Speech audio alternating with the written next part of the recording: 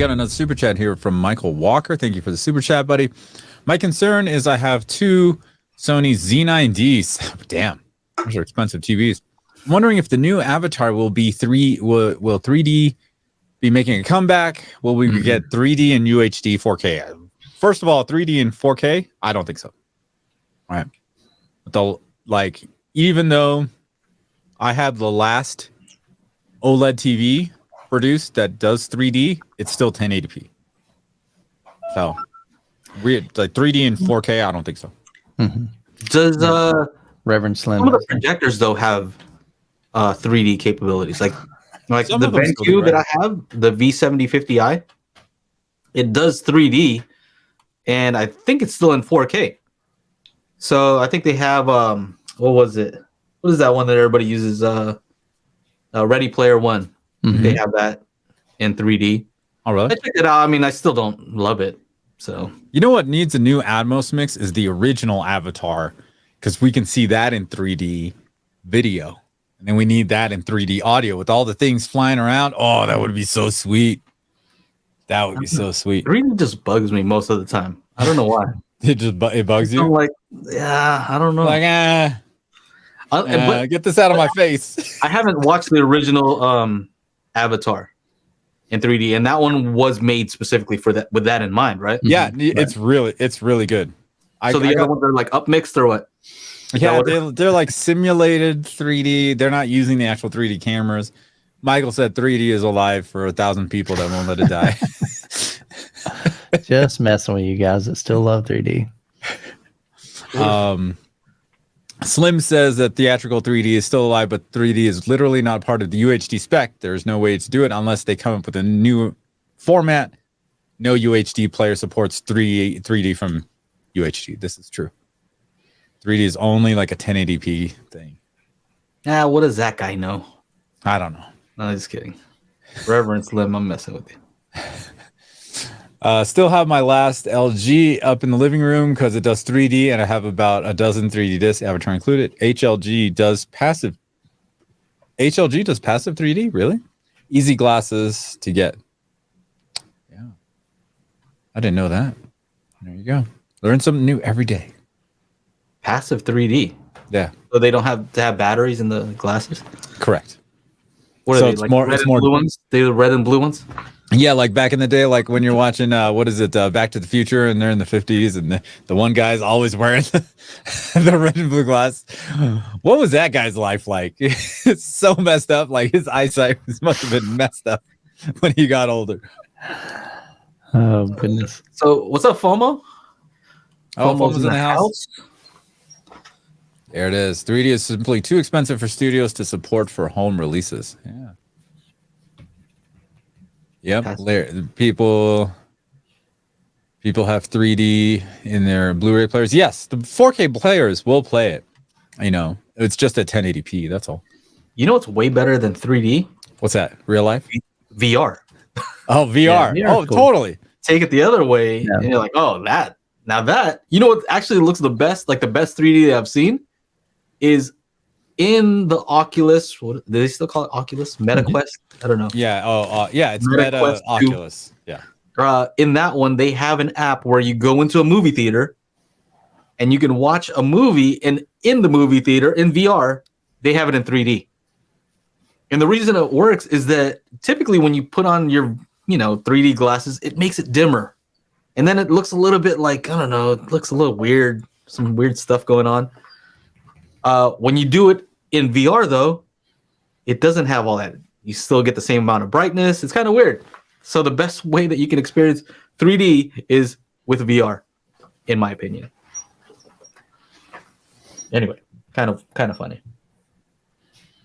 It's very low res, though. Is it? Matt says that it's low res. I don't remember. I don't know. I don't see You're any low pixels. res, Matt. I Kidding. don't see any pixels on there. Just trying to think. Is it low res? I don't think so. I mean, compared to like 4K, you know. I mean, in the Oculus though, I don't remember seeing anything in like that's low res. Maybe it's because like when you're in Oculus and you're walking around, like everything is not really made to be Like I can see how someone says it looks low res because it's not like. Yeah. I mean, it's all animation. It's all like made up places or whatever. So I'm just remembering that one time when I just got it. I'm like, hey, Shauna, let's go over here. And then we went to that comedy room. Yeah. Watch the movie. We were just laughing and stuff. Yeah, we were in a comedy club and watching these real live comedians. And then like you look around, there's more like avatars to our left and like look down on the people down in the front and we can like wave and talk to people. It was pretty cool. Yeah. We did more talking than actually watching the comedy. They said we three.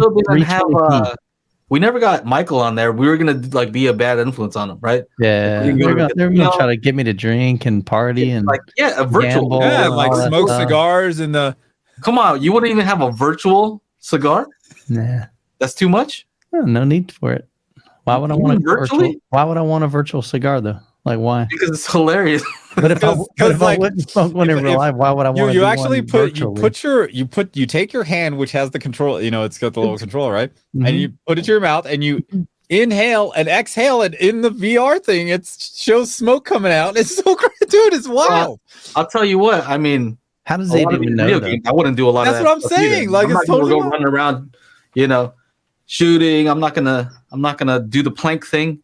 I guess. Oh man. I'm not doing any of that in real life. Yes, they literally had those little running pad things like they have in Ready Player One. They have that stuff already. It's crazy. Yeah. Like you get a workout. You got to work out. Yeah, you're actually running, and then they have like a little gun. Like the controller sits on the like one part here, and yeah, dude, it's crazy. I always like seeing those videos. I don't like it, but I do. I think it's kind of funny when the he's got the VR on, he's swinging, bam, goes right through the TV, and they're like, oh. Yeah, I mean, obviously you don't want to. Not cool. You don't want to do that there, in front of your TV. No. If you really want to do VR the right way, you got to have a garage, and take your cars out of it, and then just have you need a big whole space. 2-car garage space to like run around in. That's awesome. When I first got the Oculus, like at 2 a.m.